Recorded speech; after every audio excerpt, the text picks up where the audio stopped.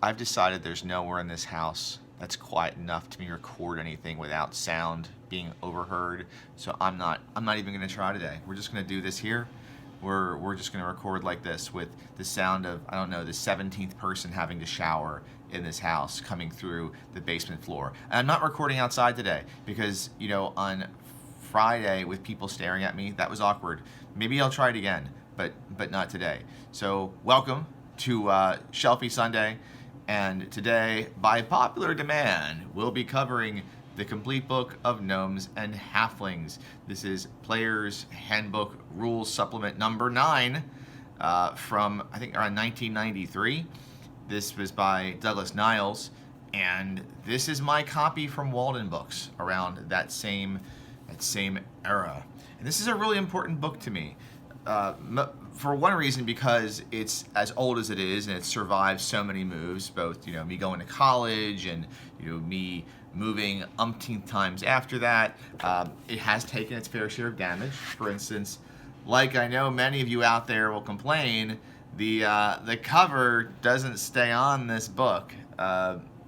This was one of the ones where the cover came off pretty soon after getting it. I would say that about college, this cover was toast. I'm glad I still have it. The two worst ones for me were the Complete Book of Humanoids, the Complete Book of Bards, both of which were heavily used in my later AD&D second edition campaigning, so they got abused. One reason was I love bards, and I played a lot of bards in second edition. And the other reason was the Humanoids book was sort of the go-to for us when we kind of got tired of playing the same old elves, gnomes, and halflings. But with a book like the Complete Book of Gnomes and Halflings, you really couldn't get tired of playing gnomes and halflings, and I have no excuse. It's also important to me because at the time back then, I was playing a long-term campaign with a gnome, and I wanted to be playing an elf. I started a game in like the early to mid 90s in my friend Chuck's campaign as a gnome. I've talked about this gnome before, Lucky Lightfoot, gnome wizard, and I was sort of coaxed into this gnome race, and not long after got the Complete Book of Elves, and I really wanted to play an elf, and he would not let me, kill off my character or change. I was stuck with a gnome, and I don't know, I felt very frustrated at first. I wanted to try something different. I thought this book would help me accept my gnomedom, and it did. That's the great thing about this book. This book made me love gnomes and halflings. In fact, my two favorite characters from AD&D 2nd Edition ended up being Lucky Lightfoot, the gnome wizard, and Leaf Smallblade, the elven fighter thief. And both characters survived to a higher level, and both characters are very memorable. And I really believe this book helped me get there. It helped me unlock the inner workings of the gnomish and halfling mind. So let's dig into this book a bit, all right? So the Complete Book of Gnomes and Halflings does something that dwarves and elves didn't do. It doesn't try to cover one it's two. There's two races in here, so it's trying to cover everything in one, right? It's trying to say, okay, we're going to take two of these species and throw them together and cover them in two pieces. What it does well, though, is it does separate them out. So each race is covered individually in half the book. So if this is a 96 page book, oh no, it's more than that. It's 116 pages. Figure roughly 50 some odd pages for the gnome, 50 some odd pages for the halfling. It works out great, and they're broken up. Each ancestry is broken up into, there's an introduction about gnomes or about halflings, myths of the gnomes or myths of the halflings, sub-races, culture, character kits, and a typical village example. So what's great about this book, this is a player book. This is for, this is supposed to be a player's handbook supplement. But this is one of those player's handbook supplements that was really useful for a dungeon master to have on their shelf. At least I thought so. And as I got older, this played more and more into my campaigning. The myths and culture section of this book is really where it shines. It's truly a delightful read. I really enjoyed going through this when I was a kid. I've read through it quite a few times, and it's more than just stat blocks. If you remember back in AD&D Second Edition, these books had lavish details, sometimes extraordinary details, like in the Complete Book of Elves, about the ancestries, the species, the races themselves. And you had these little modules of rules that you get to, and you'd have the kits. The kits is where the bloat really came in the rules bloat. But those details are so great, and even though you only have half the book dedicated to the gnomes and half to the halflings, it covers them in great detail. So do you want to know more about gnomish festivals and marriage ceremonies and food and drink? It's in there. What about gnomish noses or their fascination with fire? That's in there too. You want to play up the taboos of gnomish culture about how much they detest cheating, especially when it comes to their trade and craft? That is in there. Humor, emotions, warfare, magic, how gnomes approach all of that, that's there. And the halflings, they have their juicy tidbits too, from why home and hearth is so important, halfling craft and labor, how halfling works of like weaponsmithing and armor smithing and blacksmithing, they're above average, but they're never as awesome as those of the elves, the dwarves. Why that's important, that they make everything a little better, but not everything too much better. How fun-loving halflings deal with sorrow and anger, halfling riddles, so on and so forth. So those details, if you're playing a gnome or a halfling, you can get a lot of great information that can fill in your backstory. Or if you're making a new gnome or halfling, then you've got room to grow. And since this is on DriveThruRPG, and I'll put the link to that below so you can go pick up a copy of the PDF for this, since this covers, there's a lot of information about rock gnomes in here and some forest gnomes, and then all of your halfling variants, you're going to have enough in here. This is worth you getting if you're playing a 5e campaign. I truly think so. There are mechanics, though. And if you ever wanted to play or import a Tinker Gnome from, and these are all second edition mechanics, so I do want to say that. For those of you maybe new gamers, don't pick this up thinking you have stuff you can just throw into your 5e campaign or your 4e campaign or your 3e campaign or your Pathfinder campaign or whatever campaign you're campaigning. You're going to need to do some, fitzing around. You're going to need to do some mechanical discombobulation or something to deal with that. But if you're playing a second edition or first edition or basic D&D campaign and you want to mess around with the rules, mechanics, then that'll work for you. But anyway, if you ever wanted to import a Kender or a Tinker Gnome from Dragonlance or cannibalistic Athasian halflings from Dark Sun into your game, this book had stats for all those. So it was cool when I got this book before I got anything for Dragonlance. So I had read the Tales of the Lance, the Chronicles, Dragonlance Chronicles, and I really liked Kender. Obviously, everyone loves Tasselhoff Burfoot, and I wanted to put Kender in my game. You could do that with this. It shows you, and it has the stats that make Kender a bit different than other halflings. In fact, in my campaigns, Kender started appearing alongside regular halflings as just another subspecies.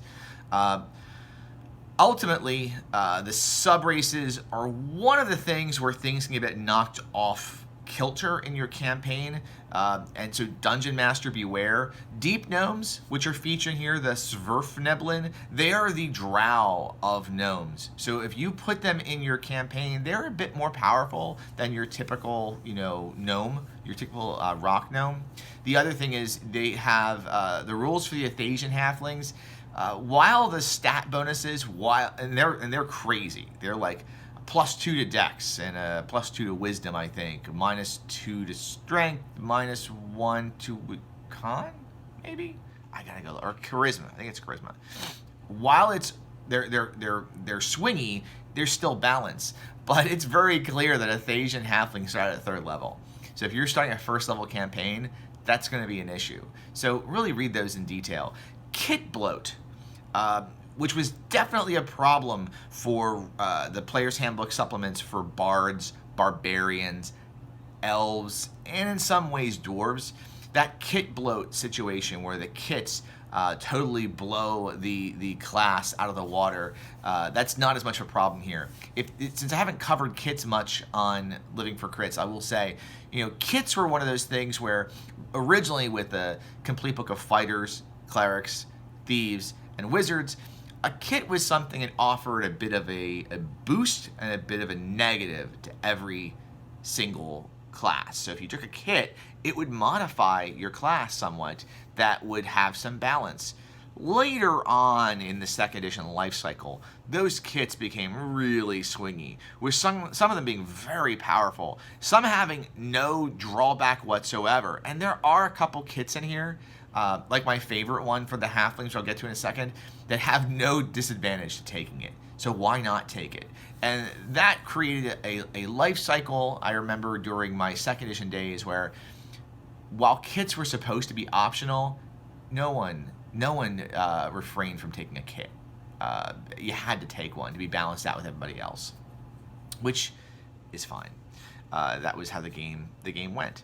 But kit bloat wasn't as much a problem in here, and in Gnomes and Halflings, none of them were so overpowered that they would break your game. My two favorites are the Gnomish kit, the Vanisher, which is like an illusionist. It's for a Gnomish illusionist, and it is like an invisibility specialized illusionist. So all of the Vanisher's illusion abilities are boosted just for in terms of invisibility only.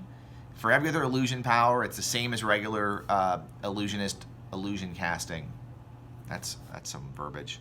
But for the invisibility spells, they're boosted. However, it's at the disadvantage of that Gnomish wizard can never take anything from Greater Divination or Conjuration Summoning. So you're boosting some spells, but you are just slicing off two whole schools of magic from that wizard. Which, since in second edition you had to find spells essentially as a mage to collect spells, that could hurt. So that I think was a pretty good balance. For the Halfling side, and I can only say this because I played one, there is a kit called a Cartographer, which is essentially a Halfling map maker. And given the Halflings' love of home and hearth, it gives some mechanical, some flavor as to why a Halfling would want to go out and explore the world, to create awesome maps, to know the land, and it just gave a bunch of cool non-weapon proficiencies, as well as a skill for map making.